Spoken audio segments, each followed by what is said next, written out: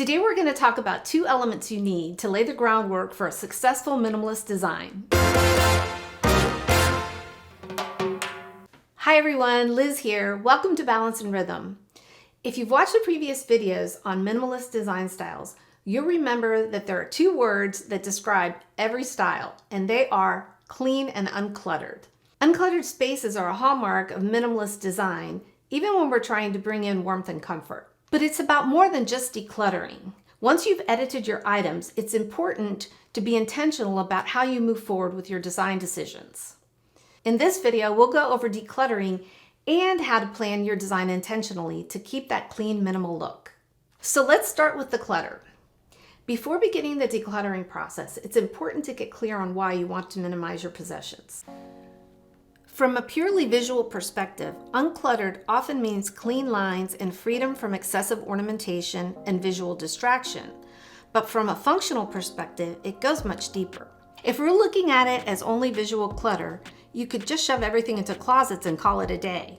But that's not going to serve you well in the long run. There are 2 major reasons for clearing the clutter. The first is that clutter is detrimental to our well-being.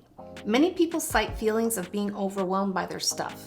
There's more to clean and maintain. Sometimes there's so much that you can't find what you have and end up buying multiples of the same item. Clutter raises our stress levels, making it difficult to relax, and it hinders our productivity. It keeps us from moving forward by keeping us tied to the past, creating less space, physically and emotionally, for the present moment and the future. The second reason is that decluttering creates a clean canvas for your design. It's important to really edit your possessions in order to provide a relatively clean slate for your design. That doesn't mean get rid of everything, although it can. It means keeping only what you use and love. If these are items of decor, like a piece of artwork that you really love, you can use it to build your design around, or at least find a place for it in your newly designed space. Clearing clutter increases our ability to focus, reduces stress, and means our homes are easier to keep clean and organized. It puts us in a better mindset to be creative and embrace new possibilities. There are a lot of decluttering methods and strategies out there to suit all personality types, from Marie Kondo's KonMari method to the game-like methods of the Minimalist to Swedish death cleaning. Most methods use some form of categorization of items to keep, throw away, and sell or donate. No method is easy because it can be time-consuming, and we usually have a lot of emotion tied up in our possessions. Sentimental items and expensive items can be really hard to part with. I don't like to send things to the landfill, so I'm always looking for ways to recycle items that can't be donated. For instance, Madewell has a denim recycling program that turns your old denim into insulation. You can drop your denim items off at any store and they'll give you $20 off a new pair of Madewell jeans. See the link in the description for how to participate. For metal items, you can take them to a nearby metal recycling facility and make a little money from it too. By doing a little online research, you can find a home for or place to recycle many items. Once your declutter is complete, it's time to design. Here are the steps to follow to keep you on the right track toward an intentional design. Focus on function first. What does the space need to function for you? Think about the activities that will take place in each space and what you need to support those activities.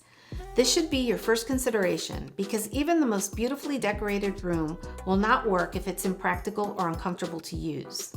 Next, find inspiration. Find images of rooms you're drawn to and look for common threads. Is it the colors, the textures used, the lighting? Use these images to create a mood board. Pinterest makes it really easy to do this, or you can use a presentation program or even a physical board with magazine cutouts. The next step, and one that I would never embark on a project without, is to craft a concept.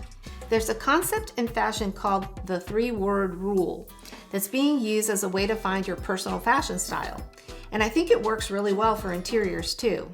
In fact, some of your interior design words may be the same as your fashion words, since these are both ways to express your personal style.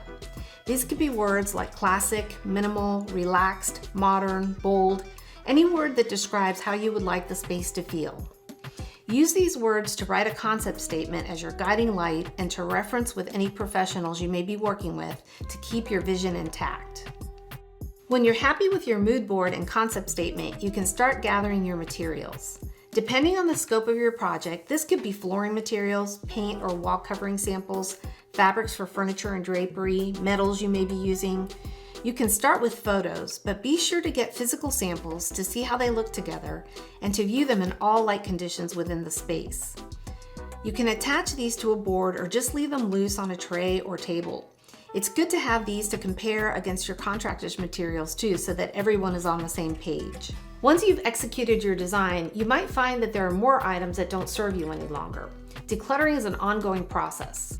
Get rid of those items as well, and then keep a donation box or bin in a designated spot. As you come across other things to declutter, place them there and take them in on a regular basis. This will help keep your home true to the intention of your design. Thanks so much for watching. Please let me know in the comments if you started a decluttering process and if there are any methods you use that work well for you. If you liked this video and found it helpful, please give it a like, share with your friends, and please consider subscribing to be the first to know about future videos. I'll be back next week with another video. In the meantime, have a beautiful day, a wonderful week, and I'll see you next time.